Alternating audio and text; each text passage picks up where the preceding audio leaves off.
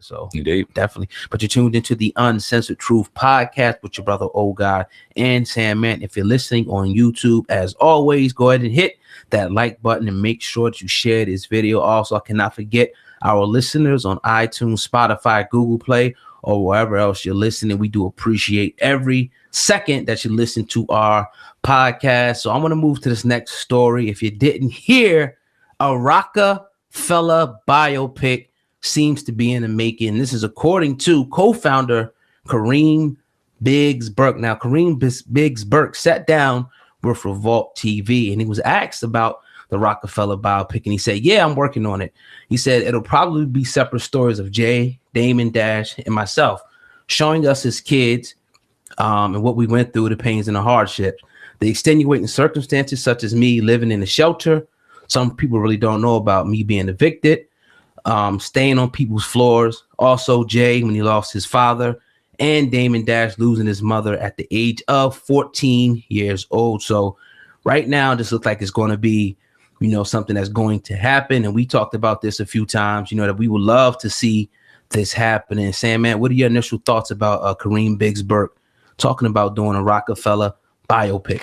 I'm excited, but let me just start off by saying I've never really been a fan of biopics. I haven't. I didn't look at the New Edition biopic. I didn't look at any of the Bobby Brown biopic.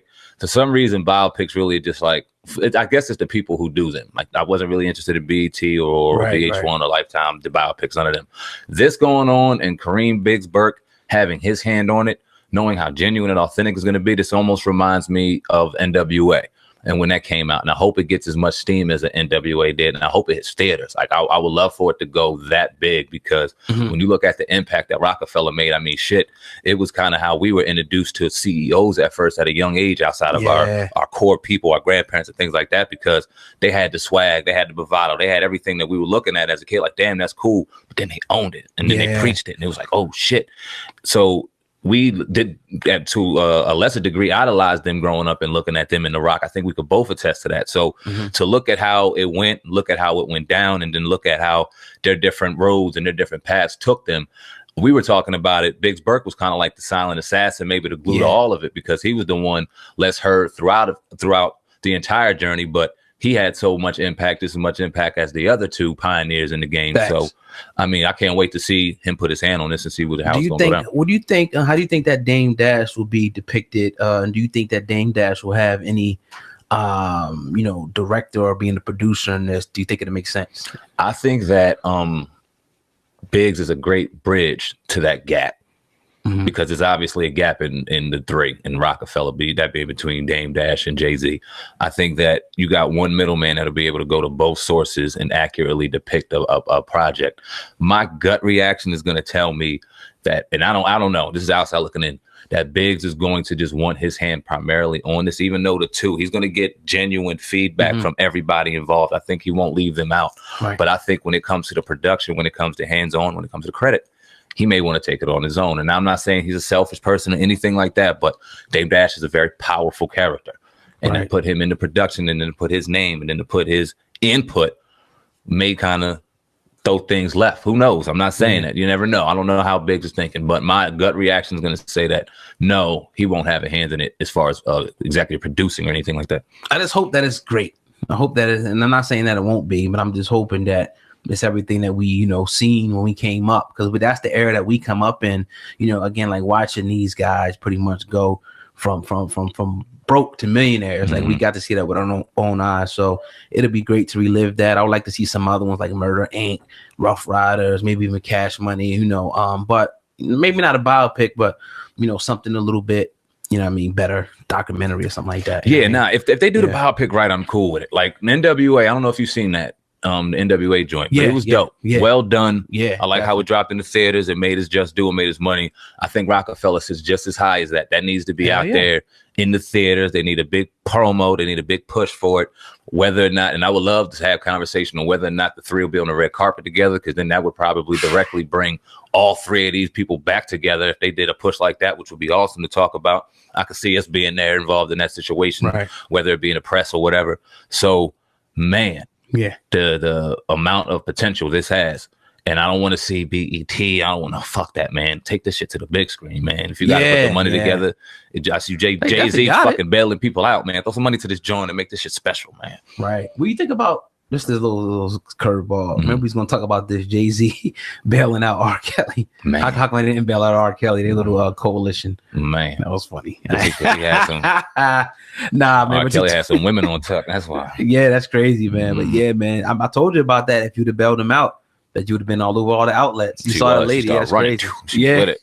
Bail him out, start talking. Right. But yeah, man, definitely. But you tuned into the Uncensored Truth podcast with your brother, Oh God, and SamAnt. Going in today on this Thursday evening. Family, if you're listening on YouTube, we need your participation. Just to go ahead and hit the like button and make sure that you share this video. All right, man. I want to introduce this right here to you, SamAnt. What you think about this right here? It's crazy, though. That is crazy, man. It was disrespectful as hell. But yeah, you got to go to the source. Go in there, and I'm not saying do anything, but that's crazy, man. I don't mean to laugh about it. Yo, it's crazy. Damn. It was disrespectful. Damn, but they went there. Yeah, man. Yeah, but you tuned into the Uncensored Truth podcast with your brother, Oh God, and SamAnt going in today on this Thursday. If you're listening on YouTube, I need you to do me a favor. Hit the like button and make sure that you share this video. If you're listening on any other podcast outlets, please share this podcast with at least one friend if you get a chance. SamAnt, Michael Jackson. Crazy. Yeah, man, indeed. Well, he was on the Breakfast Club. He wasn't on the Breakfast Club. Goddamn. His nephew was on the Breakfast Club. Okay. And he was talking about something with Charlamagne. And I'm going to send you the clip. You can flip through the real quick.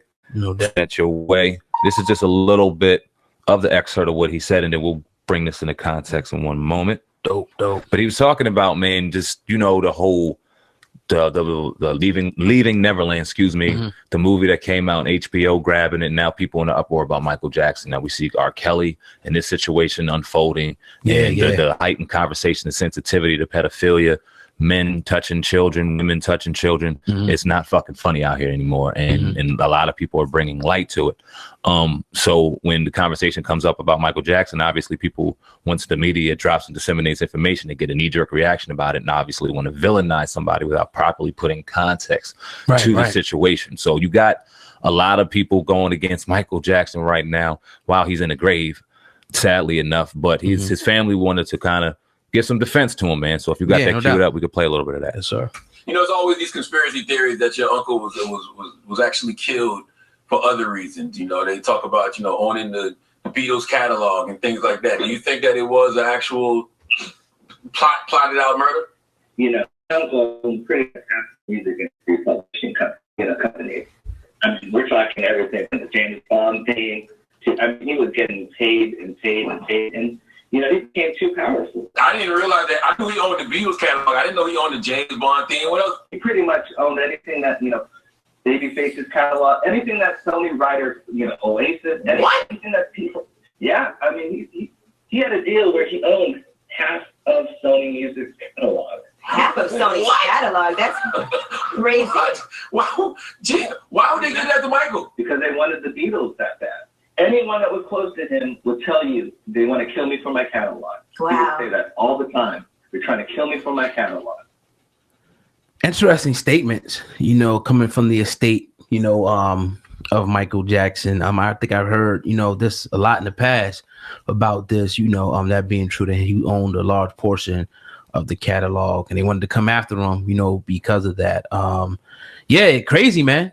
That's crazy. Now, this video out of Michael Jackson, and it was early, kind of right before everything started going down and his death came about, when he was on stage and he was talking about Mariah and certain people and how evil a lot of people are in the music industry and how Sony was evil. And he was going in, but he was flexing on him. It was very arrogant, cocky Michael Jackson for a lot of people, because we see a lot of the media and how they like to portray him. But this man, barring the Villa Lago and all the weird shit he might have did, people don't realize during that Pepsi commercial back in the day, he got half his head burned off and he was dealing with a lot of issues, pain, issues from that. And then on top of the Villa Lago and all these issues, and we all know, but he was very pro-black and he would speak on it. No matter his wild issues, no matter who he was, no matter what, he was very about his people, and he was unmistakably, undeniably proud about that. And that's not something that you often see in the media. But when you start diving into the library and the interviews, and you hear from the horse's mouth directly, Michael Jackson's, man, it shows a whole different perspective from him. So when you ask the question and you kind of compare this to R. Kelly, and as opposed to Michael Jackson, and how can you bar and destroy R. Kelly?